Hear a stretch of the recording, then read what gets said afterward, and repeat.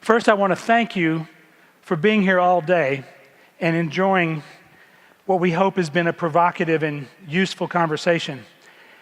And while they've given me 15 minutes to summarize all of the working meetings that went on today, I thought maybe I only need 14 minutes because I want to spend 1 minute thanking the people who put this together.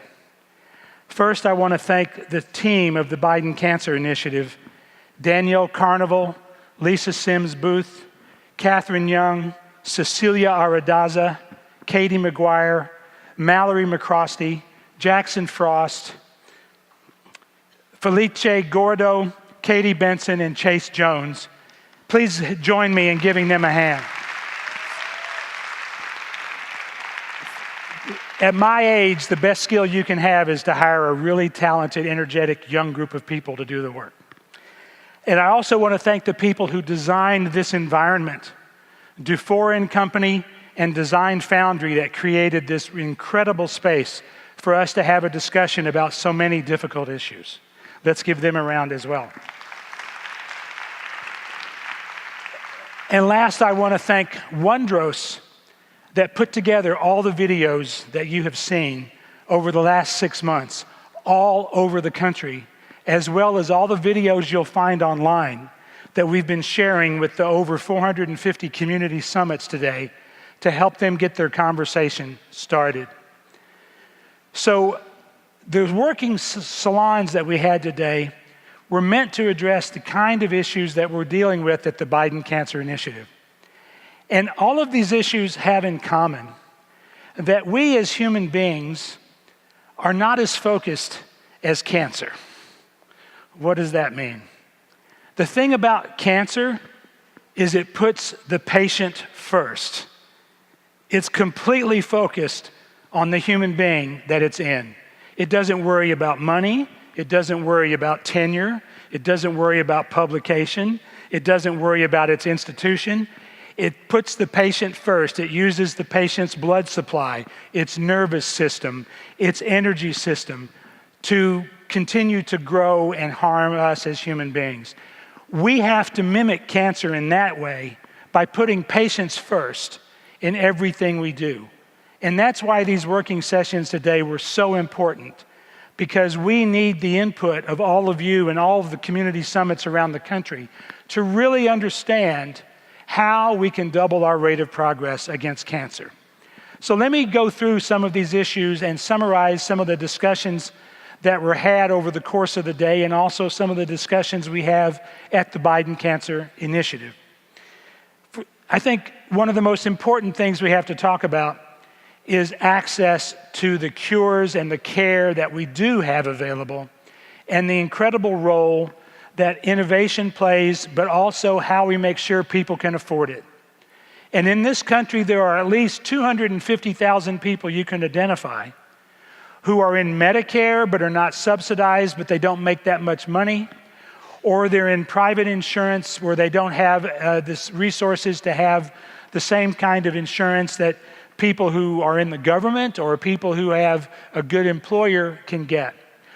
We have to take care to make sure that those 250,000 people are not denied access to care because they cannot afford their out-of-pocket payment for a cancer drug that could help them or possibly help them. And that is going to be one of our priorities going forward, is how to remove the burden from the patients of the out-of-pocket expense required for cancer drugs, because even lowering the prices by 50%, 70% won't change the situation if the out-of-pocket payment is still $5,000 for somebody whose median income is $30,000 or $18,000 or $15,000. Prevention on the other end of the spectrum is so important, and yet it is so underappreciated. One big example, the Hpv vaccine is one of the first vaccines that we know will prevent over 95% of cervical and head and neck cancers. And it's a shot that every young person, man or woman in America, should be getting to prevent those cancers. And yet in America, our take-up rate is nowhere near as good as it should be. Personally, I have a favorite slogan for this campaign, with apologies to Hamilton, which is, I don't want to miss my shot. And we need to get the word out to pediatricians, to parents, to school teachers, and to teenagers to talk to each other and make this happen. It is not acceptable for us to let people not go vaccinated for cancers that can be avoided.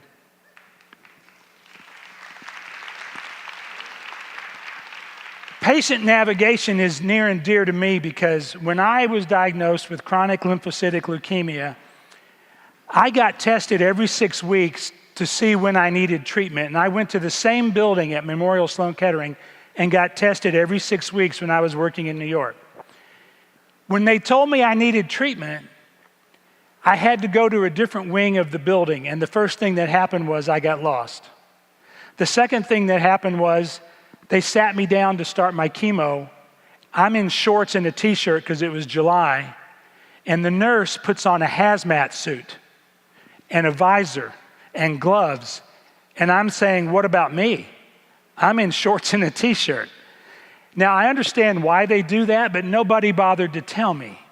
Nobody bothered to tell me so that I didn't freak out watching somebody put a hazmat suit on while I'm sitting there. And I'm in the business. So when I hear of my friends who are diagnosed with cancer who are not in the business, I know that the first thing they feel is fear, and the second thing they feel is lost. So how do we deal with patient navigation? One of the working groups today focused on our return on investment in patient navigation. Now, let me ask you this. When you go to dinner and you use Open Table, before dessert, haven't you gotten an email asking you how your experience was? Did you enjoy the meal? Was the service good? Would you go there again? And yet, when we take people and put them in a hospital and give them chemo or radiation, do we ever ask them, did you have a clue what to do? Did you have a good experience? Were the nurses nice to you? Were the people at the front desk helpful?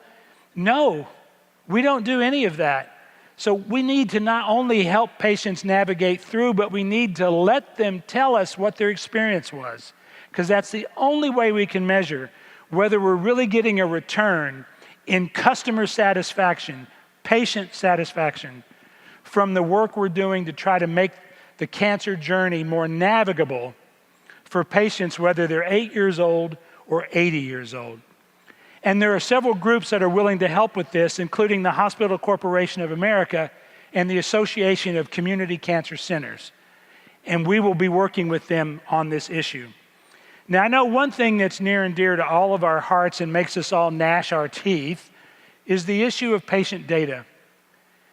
You know, when you go to the doctor and you sign a waiver for them to get to your insurance, and you sign a waiver for them to check your credit report, we at the Biden Cancer Initiative think that they should sign a waiver that says they promise to give you your data and to share your data the way you want it shared, because it's the law already.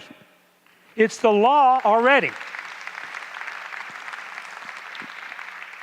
But patients aren't going to know that unless we help them and we give them tools to be able to understand how they can get that data and how they can share it with research repositories, researchers at another institution, or with another doctor at another hospital because they want a second or a third opinion.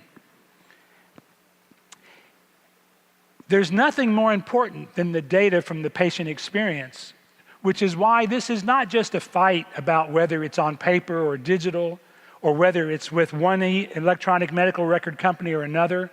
It's really about respect for the patient, because it's your body, it's your health, and whether it's a visit to the doctor, a chemotherapy visit, or a clinical trial, you deserve to know what's going on, and if you don't know, you deserve to have the data you can share with a trusted advisor or another doctor who can help you understand it so you can make an informed decision.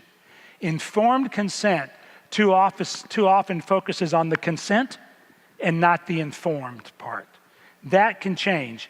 And we have plenty of help in this area of people who are here today who want to make that a reality for every patient in the country.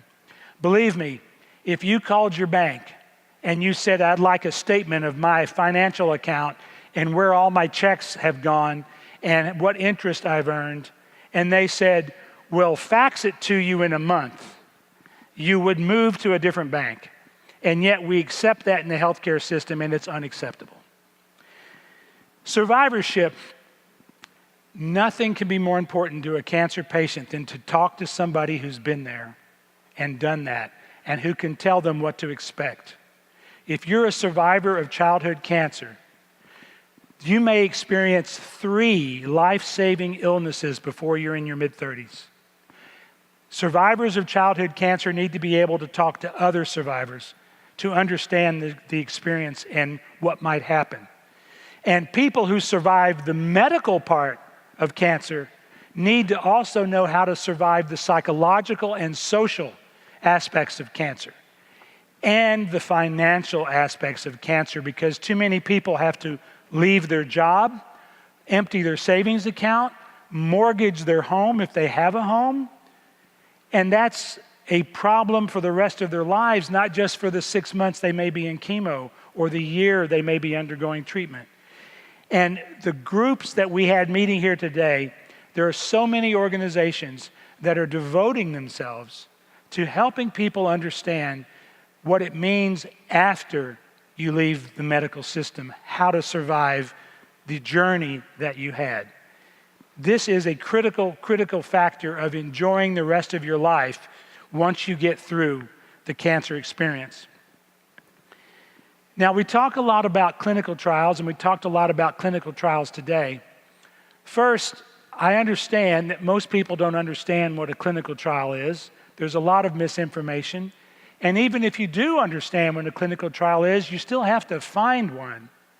That's why when we were in the White House, Vice President Biden brought a group of people together to create cancertrials.gov so that people who have cancer can find a clinical trial in their zip code in English so that they understand if this is a leukemia trial or a multiple myeloma trial or a breast cancer trial without having to know Latin and Greek to figure out what it is.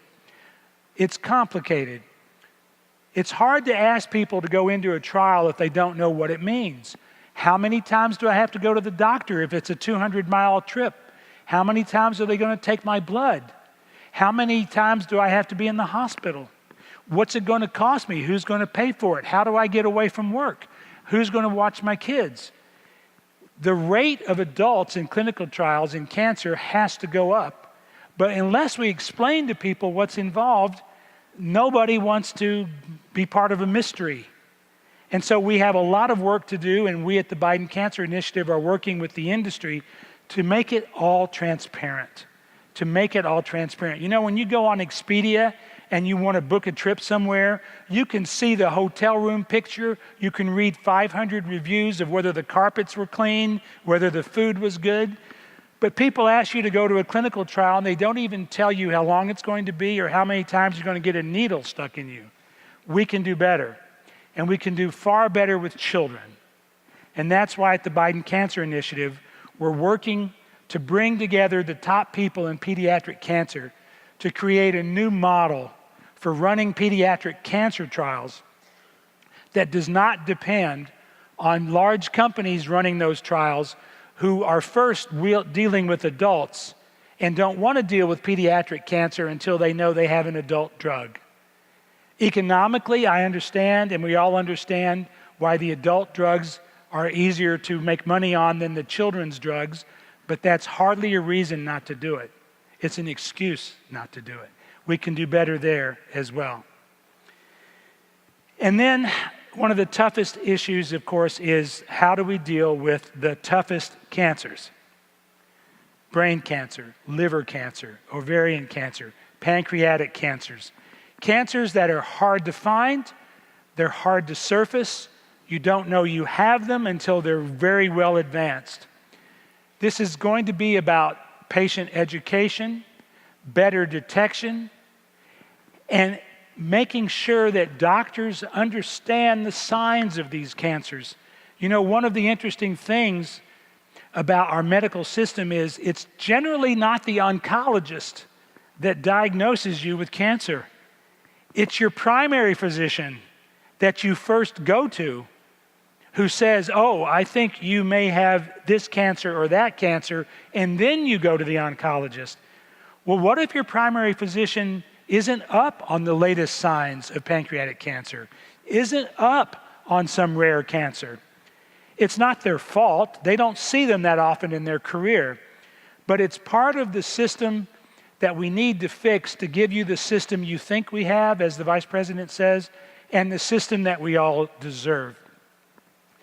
Now, you might notice all of these are hard issues. And to paraphrase President Kennedy, we chose these issues because they're hard, not because they're easy. The easy ones are already dealt with. We have to tackle the hardest issues in cancer because that's where we're losing people we can save. That's where we're losing people who don't have access to the care that we can give them. And that's where we have to deal with the disparities in our society that create pockets of cancer that the frequency is too high, the survival rate is too low, and the hope is non-existent. We can do better than that. But we have to understand where those cancers are, which is why the National Minority Quality Forum is publishing their Cancer Atlas so we can all see where the gap is and where the incidence of cancer are higher than we would expect and do something about it. As I mentioned earlier today when I was talking about commitments, all of these problems require us not to just study them. That's important, but not sufficient. And not just talk about them, but we have to find models that are working. And for every one of these problems, there are models that are working in communities around the world and in the United States. And it is our mission in the Biden Cancer Initiative not to start from scratch, but to find the solutions that are saving lives in all of these areas, in patient data, in data standards, in disparities, in the toughest cancers, in clinical trials, in pediatric trials. Find what's working, figure out how to scale it, and bring together the people that we need to take the action and make the decisions to make a difference. You know, since Vice President Biden hired me for the moonshot 2 years ago, I've lost 3 different friends to 3 different cancers. And in fact, he didn't know when he hired me that I had just finished my own chemotherapy. So I view this job not only as the chance of a lifetime, but as something that obviously I was meant to do, because when you are hooked up to your chemotherapy, you start thinking about all the other people who may be hooked up to their chemotherapy and how you can make their life better. Because I had a lot of support to make my life better. We can do better than we're doing. Not all at once, but we can accelerate everything we're doing if we're willing to commit, if we're willing to collaborate, innovate, and as we say at the Cancer Initiative, turn our cancer fears into cancer fierce. I can't tell you enough how much we appreciate the personal commitment that each of you brings to this. And I think you know, as I know, and as you heard and felt today, the personal commitment of Jill Biden and Joe Biden and all of the survivors we heard from today, the family members of people who have lost relatives and loved ones to cancer, and the people who are working to bring hope to other people they will never meet because they have empathy and they have the will to look beyond their own circumstance to bring hope and bring real solutions to people who need it and now and who will need it in the future. The thing about cancer is it's a university you don't want to join, but once you get there, you need to learn everything you can, and you need the best help, the best mentors, and the best partners available. And those people are you. Thank Thank you so much.